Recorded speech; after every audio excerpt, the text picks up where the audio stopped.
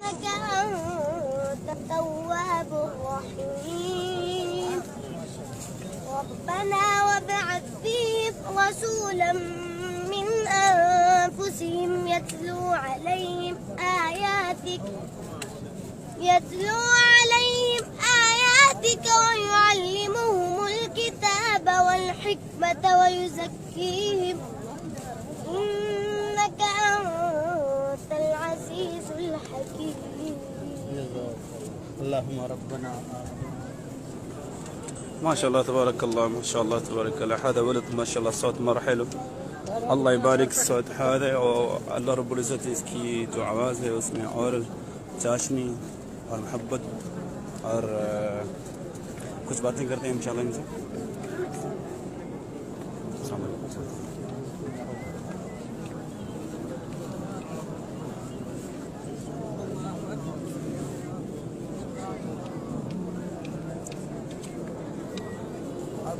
अभी ये दोबारा पढ़ेगा इंशाल्लाह कुरान पाक, तो फिर अगली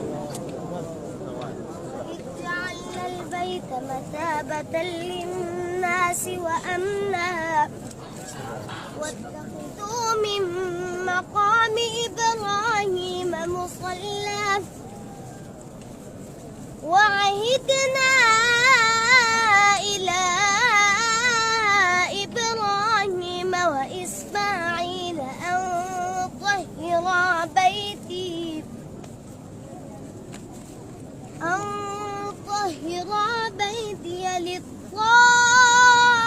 للطائفين والعاكفين والركع السجود.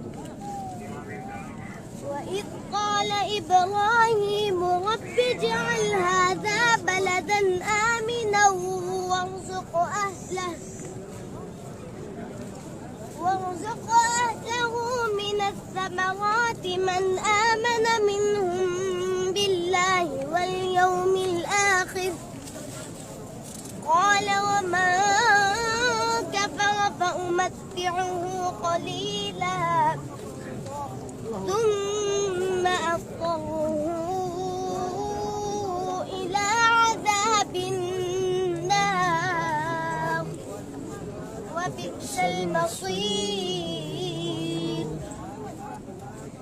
وإذ يرفع إبراهيم القواعد من البيت وإسماعيل ربنا تقبل منا إنك أنت السميع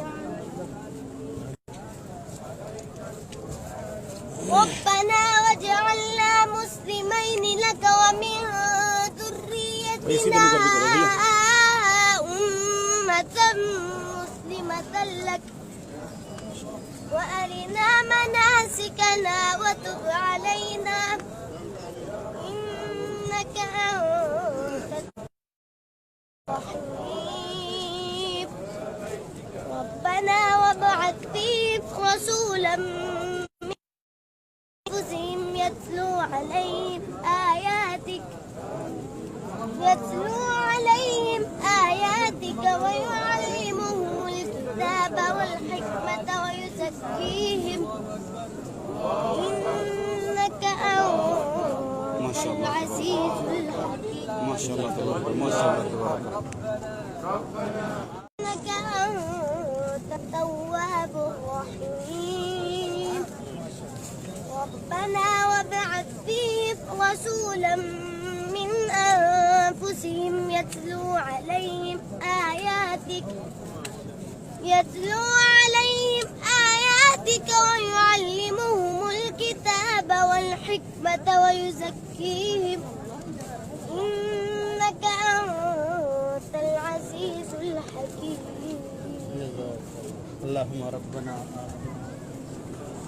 ما شاء الله تبارك الله، ما شاء الله تبارك الله. هذا ولد ما شاء الله الصوت مرة حلو. الله يبارك الصوت هذا والله رب العزة इसकी जो आवाज़ है उसमें और चाशनी और मोहब्बत और कुछ बातें करते हैं इंशाल्लाह इनसे।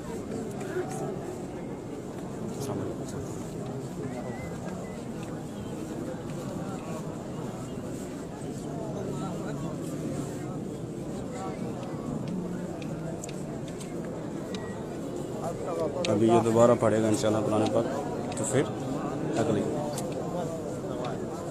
जअलना البيت مثابة للناس وأمنا واتخذوا من مقام إبراهيم مصلى وعهدنا إلى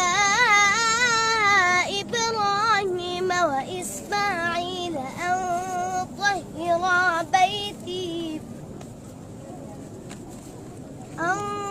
طهرا بيتي للطائفين